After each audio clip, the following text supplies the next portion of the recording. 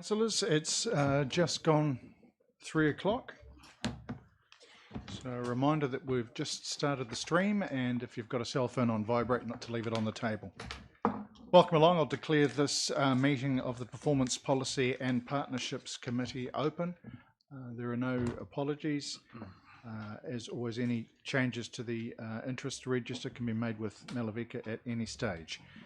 So that brings us on to the minutes of the Community Wellbeing Fund Committee. Councillor Lewis. I'd like to move those be accepted, thank you. Moved. Is there a seconder for that? Aye. Councillor Pottinger. Anything you'd like to draw our attention to, Councillor? No, just one small item in public. Do you want to pull that microphone in, please? Sorry. Thanks. There's one small aspect in public excluded, but nothing really in this. Okay. Other than it was a successful funding round and well attended by members of the community who are also on the board, or the committee, I should say. And my particular thanks to the staff who arranged a lot of the interviews, even sometimes trying to put some of the public straight on the aspects of the funding. Being a new committee, it was done most professionally, but lots of hours done by the staff, and I thank them for that. Thank you. Thanks, Councillor. It's been moved and seconded. Put the motion. All in favour? Aye. Aye. Against? Carried. We've got the minutes of our meeting on April 13th, which I'm happy to move. Is there a seconder? Second those. Councillor Soper. Any matters arising? If there are none, I'll put the motion. All in favour? Aye. Aye. Against? Carried. Grant, come on up to the big red chair.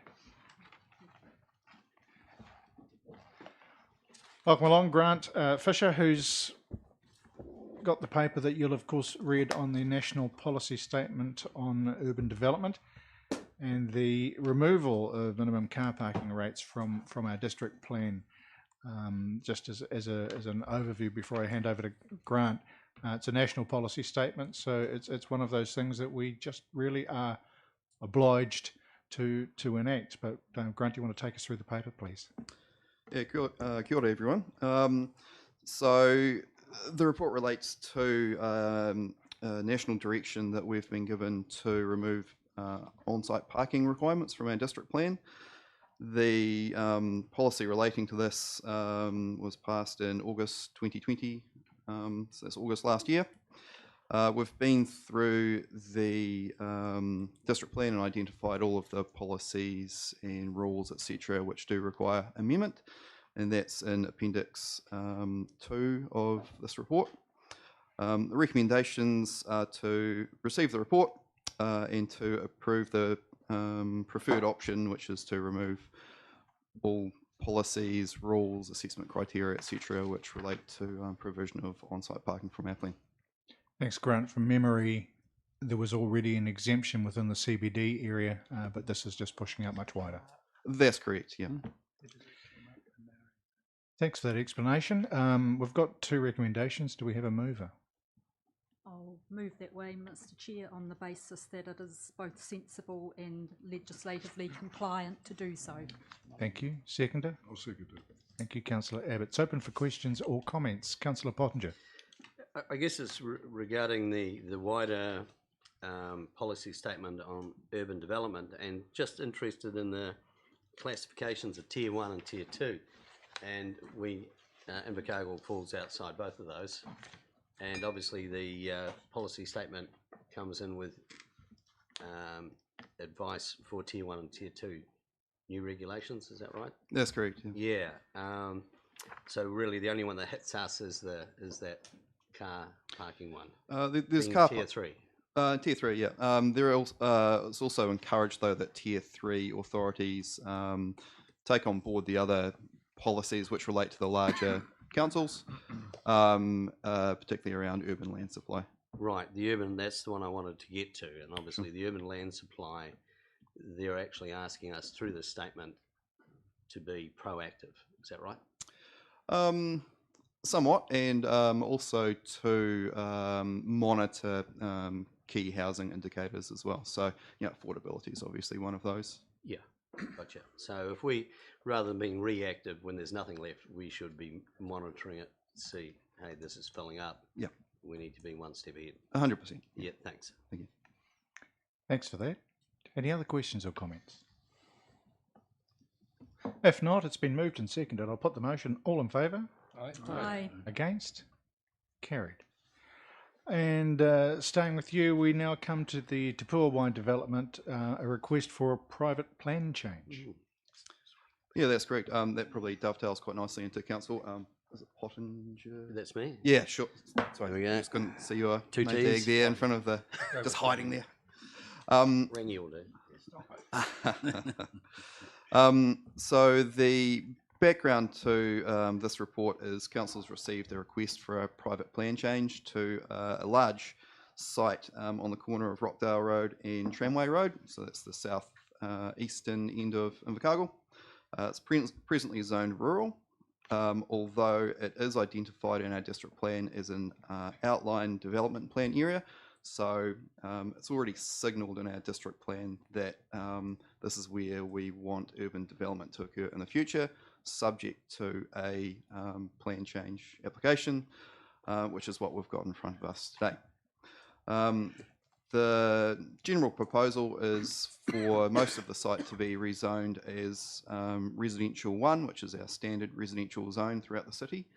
But it will also have a core small commercial development area surrounded by a medium residential density zone. The proposal also indicates a range of reserves for stormwater management, recreation, and sets out principal layout around roading, etc. as well.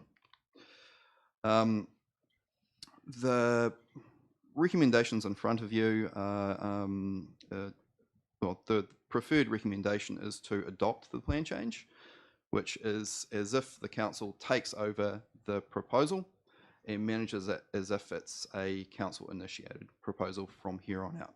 And really the key reasons for that, as outlined in my report, are really that the site is already identified within our district plan as being the next area for urban development.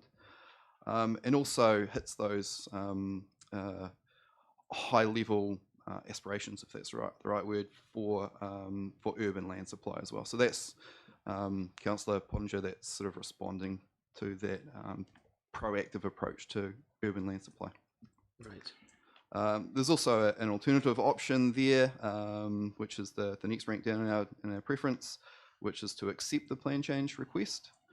And the key difference there is it becomes still, it still is retained as a private plan change. So we wouldn't necessarily need to, council makes decisions on that plan change as if it's a private plan change request. Yeah, I'm happy to take any questions if that's clear enough. Thanks, Grant. So as Grant outlined, it really is a good case scenario as far as council's concerned. It's an area that had been identified when we reviewed the district plan. It is a development where the developer came in and started working with council from the outset to ensure that they would be able to find the easiest pathway to achieve what it was that they were looking for. So we've got a recommendation to receive the report and adopt option 1, which is to adopt the proposed plan change. Someone prepared to move? Councillor Arnold? Or are you wanting to speak? Question. Okay, well, can I get a motion on the table first? Move Councillor Scout, seconded Councillor Soper. Alan? I was just going to ask, is this the preferred option of the actual developer himself? Yes. Yeah. Yep. So, thanks. Thank you. So the application, as you see it in front of you, and this is Appendix 1, is the development proposal, which was submitted to us. And then it's been slightly modified by way of a further information request, and that request is a response to that request has come in, responding to our. So they're very happy with that. I believe so. Yeah, cool. Any further questions or comments? So the three recommendations, moved Councillor Scout, seconded Councillor Soper. I'll put that then. All in favour? Aye. Against? Carried. Thank you. Thank you. Do a quick seat change. And that brings us on to the Building Consent Authority Strategic Review. Jonathan.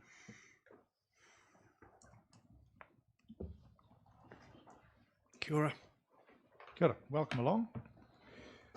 Would you like to give us an overview of the review? Essentially, as part of our planning each year, we do quarterly strategic reviews with the CEO for ICC. At the most recent strategic review, which I think was held last month, we discussed the improved performance of the ICC building team over probably the course of the last year, to the point that we have actually achieved 100% compliance with the statutory clocks for both issuing building consents and code compliance certificates. Thanks, Jonathan. And I think it's worth reiterating the point that, but over 12 months ago, we were sitting here subject to some uncomfortable presentations from people within the community. The department managed to turn that around through service delivery, and now to get the sign-off is a credit. So thank you for the work that's been put in. I'm happy to move the two recommendations. Is there a seconder? Second that. It's open for question or comment. Councillor Amundsen, then Councillor Soper. Thanks. It's not a question, really. Just want to reiterate what the Chair has said about the incredible change that's happened in this department over the last 12 months. I'm really impressed with how quickly it's been able to be turned around, and the positive feedback that I've certainly been getting from out in the community about the Building Consent Department now. So thank you very much. Thanks, Mr. Chair. Pretty much the same. I just don't think it should go without some good comment from councillors that says congratulations to the department on a turnaround that's been really quite spectacular, and that pays a lot of tribute to the sort of work that our very professional staff have put in to a big job. Thank you. You've set a high bar. Well done. Good luck in maintaining it. I'm sure you will. It's been moved and seconded. I'll put the motion. All in favour? Aye. Against? Carried. And Darren, I'd like to recognise the role that you've played in that as well. For those of you who might not be aware, this is Mr. Edwards' last meeting with us. He finishes with council at the end of this week. Before we move on to the next meaty item, I just want to take the opportunity to say that during a short time, you have shone brightly and played a significant role in helping to improve our customer focus and how people engage with council, and we thank you sincerely for that, and wish you all the best in your return home. Mr. Morris, you may approach the bench. Thank you. Not the dog. Good afternoon, Chair, Your Worship, councillors. As Councillor Ludlow has described it, as a meaty topic that has been vexing numerous councils throughout the country. It is the decision on whether you establish a Māori ward today. You will note that that's not the recommended outcome. But first, by a bit of background, as I'm sure you're all aware, the government changed the law recently, enabling councils to reconsider or consider afresh or consider for the first time establishing a Māori ward in time for next year's triennial council elections. The date to make that decision is by the 21st of May. So today's the day, essentially. As part of that, we brought a report through to council in March, and we're given a direction to go and consult with the community. We have now done that, and we dovetailed a lot of that in with the long-term plan consultation, so that we were trying to capture as many people as we possibly could. So do need to acknowledge Rhiannon and her team for the assistance they gave to make sure that that could happen. And then secondly, also Councillor Munson and the community panel for their role in engaging with the public. So David, Anna Adi and Michael Skerritt, then seconded by Evelyn Cook. So they've done an excellent job gathering the information that is now contained in the report. And of that consultation, I probably wish to highlight only our meeting at the Murihuku Marae. It was a very clear message from iwi that day that they did not wish to see a Māori ward created, but wanted to see progress on mana whenua seats. Gathering the feedback was quite clear that the majority of people strongly support a greater Māori voice on council. It was simply the mechanisms to make that happen. And the recommendation is therefore that we do not establish a Māori ward, but that we start the process of creating mana whenua seats on council committees and on full council, noting that the full council role would be advisory only, does not have voting rights. And that was endorsed by the community panel from their feedback. So I am more than happy to answer any questions. Thanks, Michael. First from me, the second recommendation is requesting a report to be prepared on the mana whenua seat. So that's the beginning of that process. Is there additional consultation you envisage is needed to prepare that report? Yes, so it would be to discuss with mana whenua to understand what exactly their aspirations for those seats would be.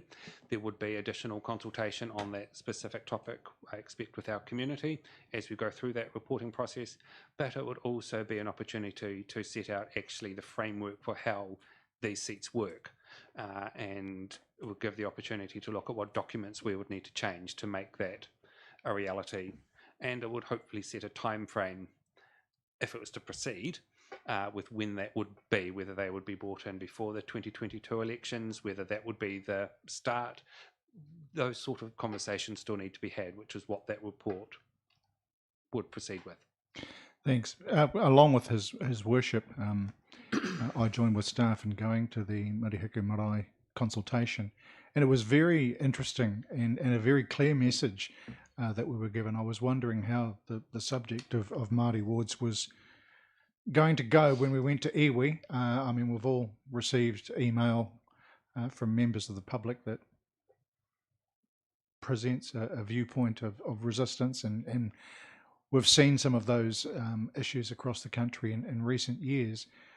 But the concerns of iwi were about the mana whenua status and in the way Māori wards can be catered for in the current legislation. And they were not comfortable with it. So, but they were obviously interested in engaging further with council and wondering where we stood with the mana whenua seats on council committees. I appreciate that it's slightly different with our committee structure, but there was no doubt that there was a clear message on that day. Councillor Amundsen, what was the feedback that you received through the representation review? Thanks, Councillor Ludlow. The feedback that the community panel came back with is as reflected in the report. Really clear message that council needed to do a better job of engaging with Māori, and having a genuine partnership with Māori, under our treaty obligations. When we talked to people about what a Māori ward would look like and what mana whenua seats would look like, it was really clear that people thought that mana whenua seats actually had more value. Partly because it's more representative of iwi from the community. A Māori ward, of course, meant that anybody could stand in that seat, and it also meant, unless we were going to create a complicated ward system for Invercargill, that actually people on the Māori roll would actually only get one vote for one person on council, whereas everybody else would get to vote for the other 11 people on council, and there seemed like a real concern that didn't really seem that fair. So certainly the panel endorsed the recommendation that is in here to request a report about mana whenua seats, and agrees with the approach that has been suggested around setting out an approach to how we would develop those seats and what those seats would look like, and having a panel to oversee that process. And I guess I'd just like to also add that the role that Māori play in developing what that looks like is going to be the most integral part of that process. So I'm more than happy to move the recommendations. I'm happy to second them. Was there much discussion around ensuring a voice for Matawaka? So that was discussed.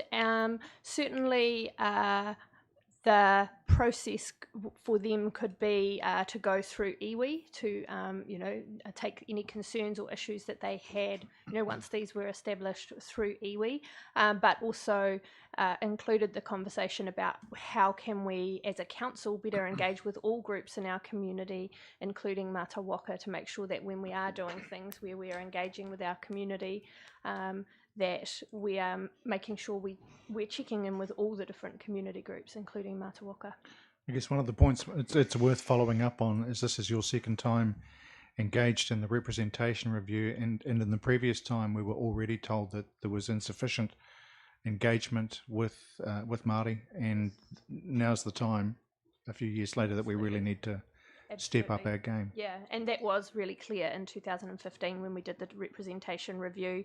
At that time, the question about a Māori ward was actually just dealt with by council staff and councillors going to, going to the marae and having a conversation, and that was kind of the end of it. It didn't include any wider engagement with the wider community. Councillor Soper, then Councillor Abbott. Thank you, Mr. Chair. I just wanted to follow up your comment about Matawaka and say I'm very much in favour of these recommendations. I see it as a major step forward for this council, and as I have said earlier, the time has come for us to consider this whole issue in new ways. On the particular matter of Matawaka, I'm very keen that as part of producing a new report, as we're requesting here, that there is a meeting perhaps held on Ngāhauiawha and Toimarangi marae, the two Matawaka maraes, as well as Murahiku, which has had a meeting till now, and at Te Araha. I think that's exceptionally important for us to be seen to be seriously making doing that relationship building with Ngāi Tahu and Matawaka in this case. We want as a council to absolutely get this right, and I think that will be quite a contribution to showing how serious we are about furthering this conversation. Thank you. Councillor Abbott. Really just a point of clarification I think that I understand that the report will be forthcoming, but in the texts it calls about 2 seats or these seats, and I just want to question, is there only one representative for the 2 committees, or is it 2 representatives, one for each committee? Mr. Morris? So that would be determined because we have 2 runanga in the city, so it is possible, in theory, to have a representative from both runanga. It's more likely to be 1 representative per committee, but that could be the same person or a different person. Those things would be determined as we work with iwi on that development of those seats. Right, I thought that would be forthcoming in the report, but I just wanted to clarify it at this stage. So it is potentially 1 on each? Yes. Okay. Councillor Pottinger, then Councillor Lush. Thank you, Chair. So I take it there is no model for what we're going to be looking into in New Zealand? No, so a number of other councillors do have mana whenua seats currently. Right. So Wellington City, for example, has established them, and I am aware there are a number. Environment Southland have one. Yeah. So is it anything that local government in NZ would want to help with, or is that something, because obviously this is pretty inspirational, exploratory stuff, and it's customised obviously to each area. Yeah. Yeah, so I understand local government New Zealand do have some guidance available, and that would be part of our forthcoming report. Right. Excellent. Councillor Lush. Could you say, I spoke to Councillor Soper earlier about this, but could you just explain to me, just for a point of clarification, the basis of this, with its relationship between council and just the mana whenua, not the mana waka, where that actually goes back? Could you explain to me? It's hard for me to ask the question. Where it's legislated that we have to deal with the mana whenua, is that from the principles of the treaty? Is that where that comes from? No, essentially, yes, because they hold. So iwi, Ngāi Tahu, hold mana whenua status here. So Yes. they are the custodians of this land. So which is why we have to work with them, because they have that right. So the Local Government Act specifically generally talks about Māori. It doesn't distinguish between mata waka and mana whenua. Other pieces of legislation, like the Resource Management Act, for example, specifically talks about mana whenua.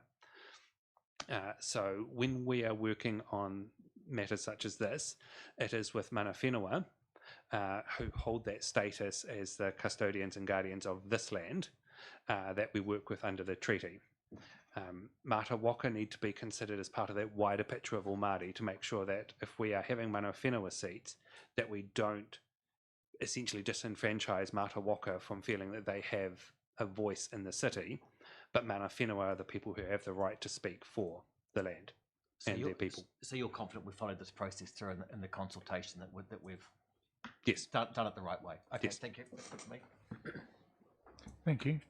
Councillor Clark. Sure. I've already declared to my colleagues that I'm opposed to the second recommendation, and I've got a list of reasons why. So I'm just going to run through those.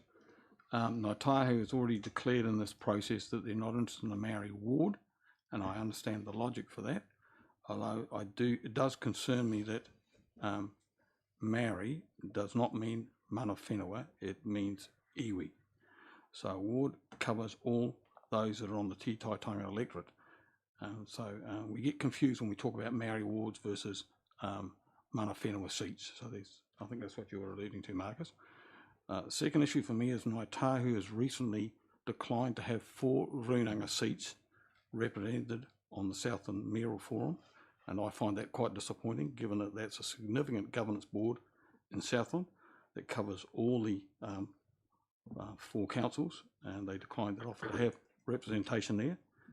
Yesterday, for some who know that I was in Christchurch for the meeting with Ngāi Tahu over 3 waters, it was reiterated by Ngāi Tahu that they have rangatiratanga, which is self-determination across the direction on which they're going. And I thought that was really interesting to discuss that, because they said that they are the only tribal settlement that has that written into their act. So the 1998 Ngāi Tahu Settlement Act has rangatiratanga incorporated within it, where all the other settlements do not. That gives them some uniqueness within our region. But they are quite clear that they want to be in a separate national government structure, and so I thought that was really interesting. Given that we are currently under review by the Palmer-led government group around local government, I think it's too early to be deciding on whether we have seats or don't have mana whenua seats. We don't know what the shape of our local environment will be in Southland. We may end up with just a unitary authority, and so I think we're jumping ahead a little bit. And when it refers to all our current committees, well, we actually have 3 committees, because we have the risk and assurance as well, and so we may have 3 representatives, and we have full council. So potentially we have four groups to have a mana whenua representation on, and I think that creates a whole lot of issues as well, because when we deal with some issues at the mayoral forum level, we have some difference between Awarua and Waihopai already, and so that gives us a lack of uniformity. And finally, I think that the seats being designated for mana whenua go too far at this stage. I think because the thrust of the representation review that we've done was around Maori wards, which is a much wider picture. So given that in Southland we've probably got 60% of our iwi population is not mana whenua, I think it disengages them some to be suggesting that they can have their rights represented through a Ngāi Tahu sort of subgroup. And so based on all those things, I'm opposed to the recommendation too. And I just think we should leave it until we're clearer about where to from here. And the other thing for us, I guess, is that the current all of council committees that we drive through at the moment are a little bit unique in New Zealand. There's, I think, about 20% of councils have got these all of council committees, but our one doesn't survive beyond the next election. And I think we've already discussed it. We've got a review in place, and it could be that after the next election we go back to what we had before, which was a full council making all the binding decisions and the committees making recommendations.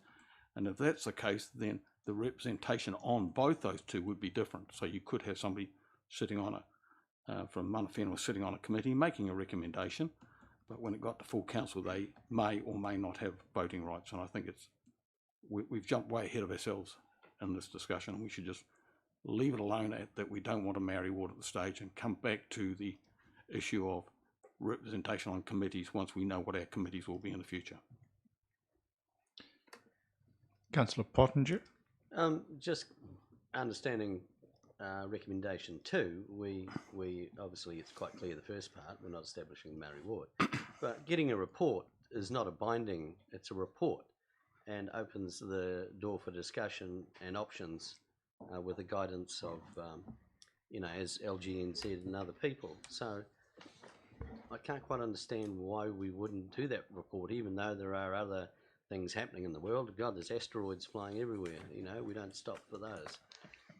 Never mind the asteroids, there's Chinese spaceships. Councillor Crackett, then Councillor Emerson.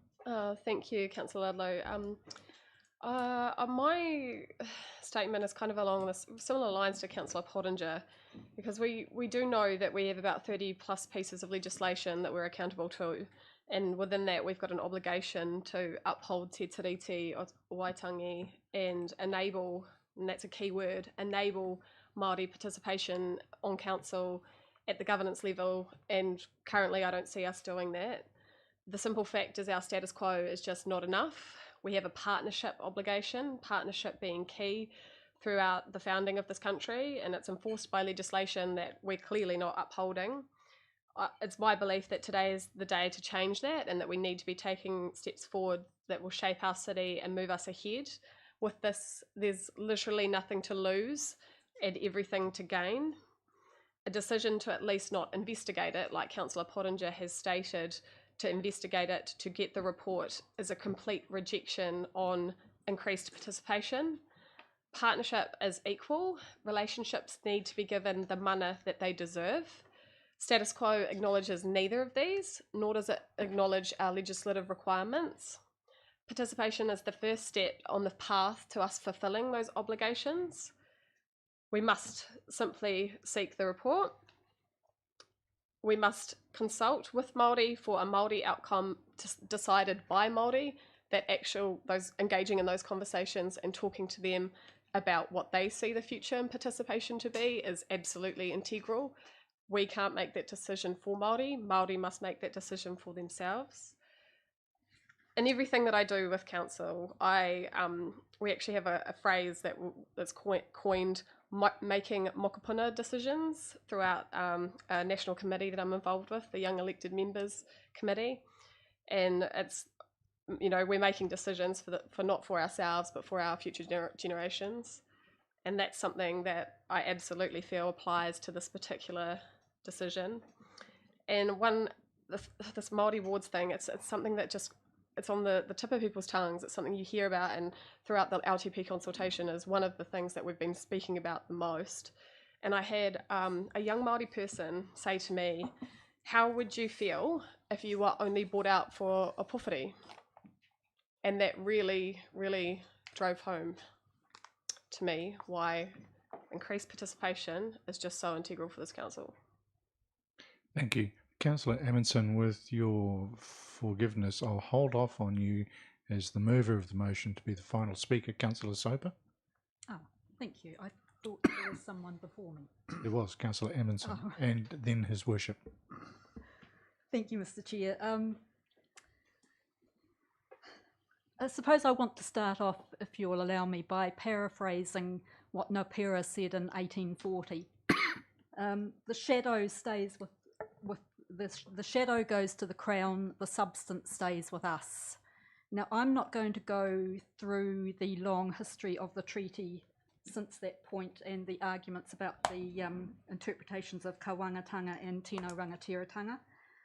But I am going to say that there was a treaty signed, a unique treaty to New Zealand, a covenant between two peoples. Lord Cook in 1987 talked about that being showing a relationship established that was of a fiduciary nature akin to a partnership. We have a definition in much of our legislation of the principles of the treaty that includes governorship, self-management, equality, reasonable cooperation, redress. As Councillor Crackett has said, we have a long history that we can quote from of principles that we must uphold. For me, this calling for a report today is part of saying to the Māori of this Invercargill city and the wider province that we are prepared to talk about the substance, that we are long past the shadow in 2021, and that we are a council who will start the talk about a relationship, a partnership, the building of a proper relationship that allows for a voice to be heard, that we are prepared to take a substance decision. Now, this is calling for a report. There will be decisions to make once we have that very comprehensive report.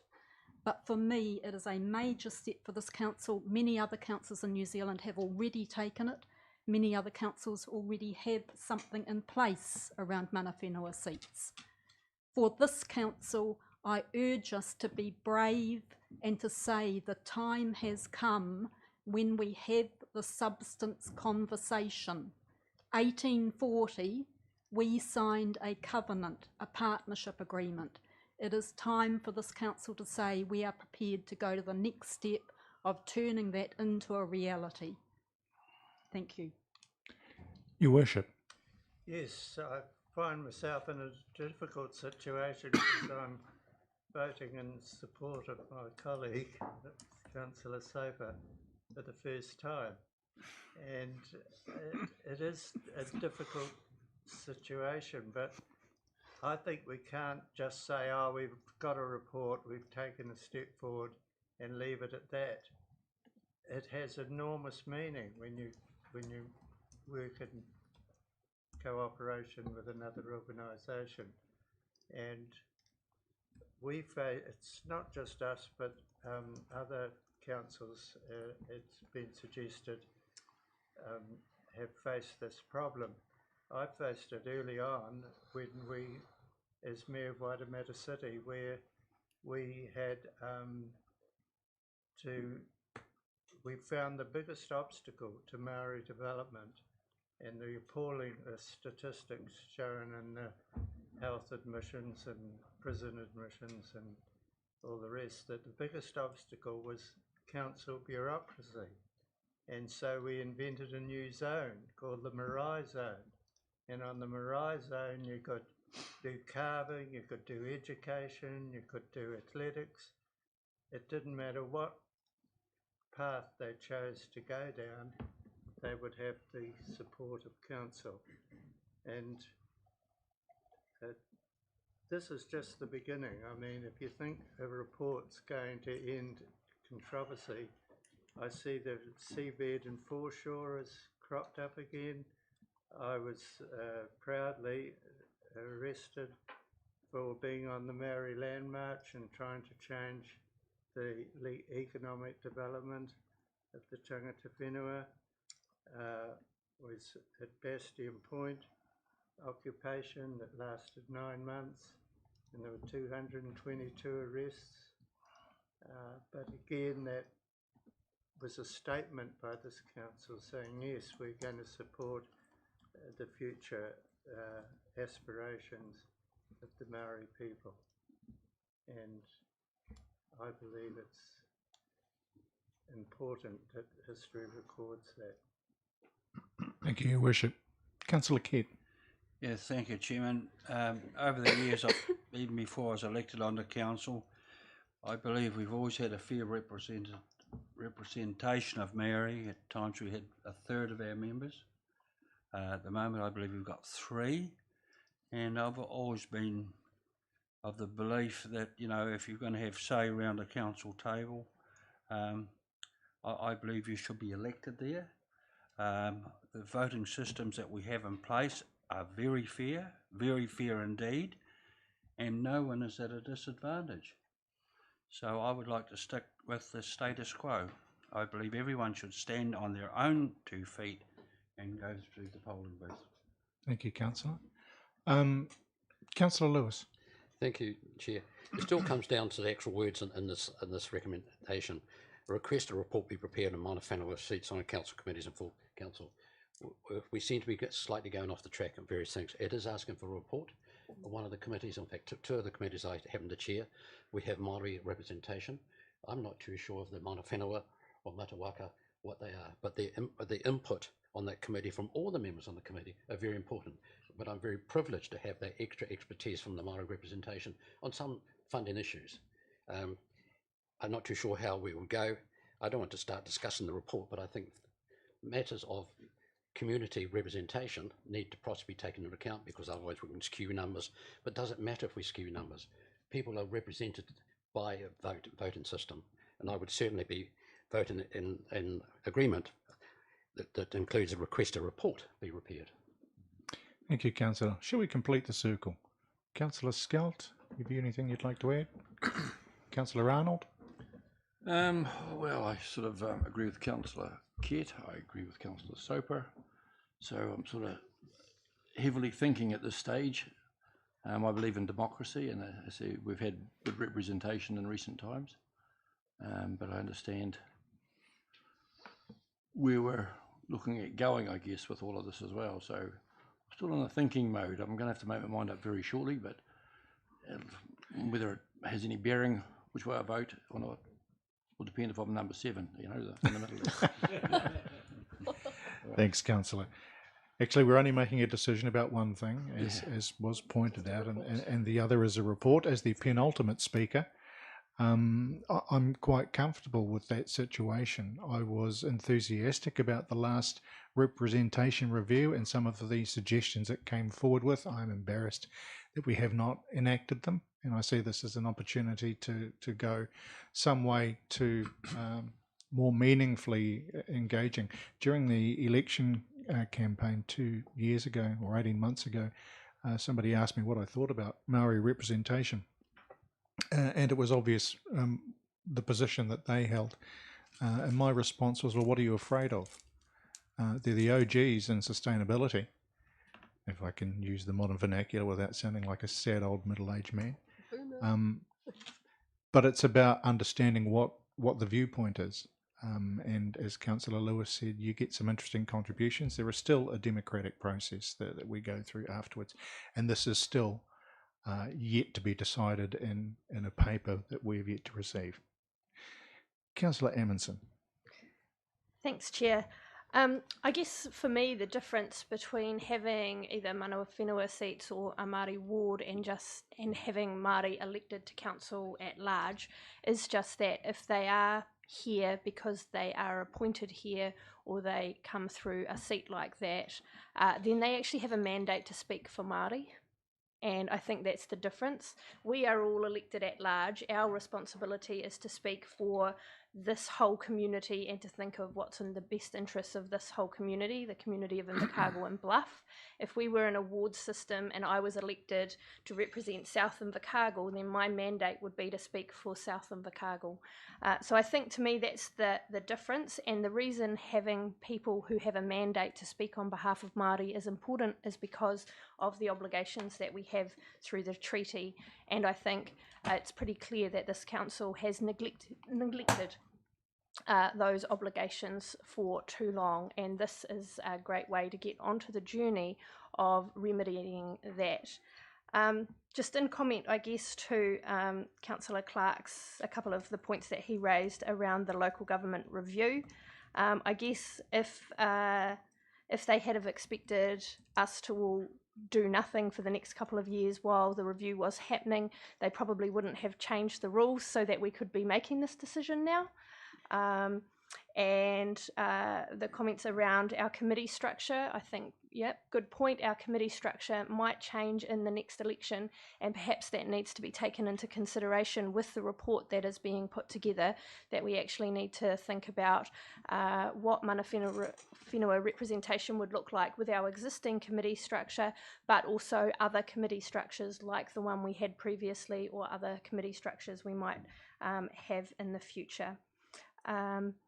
And I guess just finally, would really like to extend my thanks to the staff, to Michael in particular, and to the community panel who have helped, gather the information, and to Rhiannon and her team for letting us piggyback in on some of the LTP consultations, so that we were able to be part of that rather than creating another whole set of engagement with the community at the same time. I think that was way less confusing and less onerous for everybody. So really appreciate that. Thank you. Thank you. Councillors, thank you for your engagement. Thank you for your debate. We have 2 recommendations that have been moved and seconded. I'll put that now. All in favour? Aye. Against? Would you like your votes recorded? Yes, please. Thank you. Thank you. The motion is carried. Thank you. That brings us to the activity report.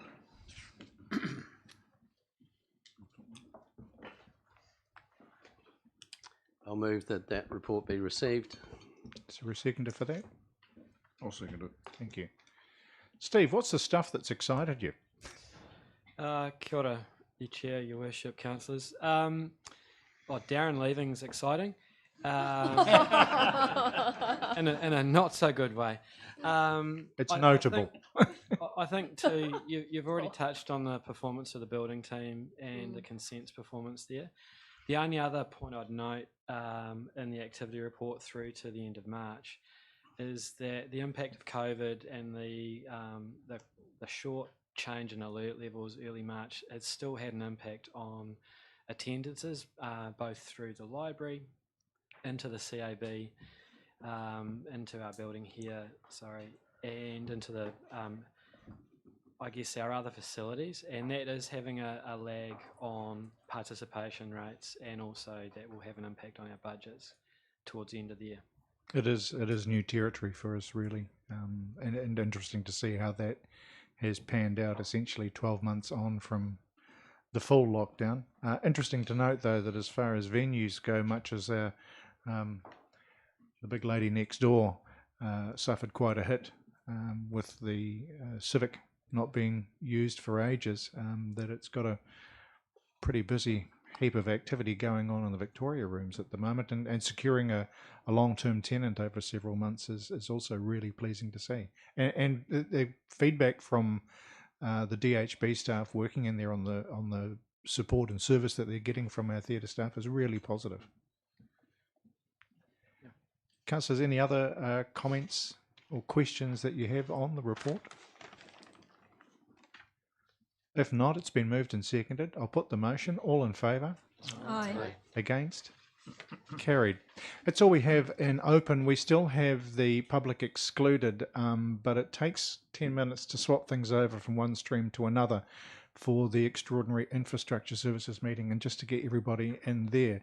So I'll adjourn. When we reconvene for PPP, we will be in public excluded at that stage. So I'll move that we go into public excluded for the reasons as outlined, but adjourn.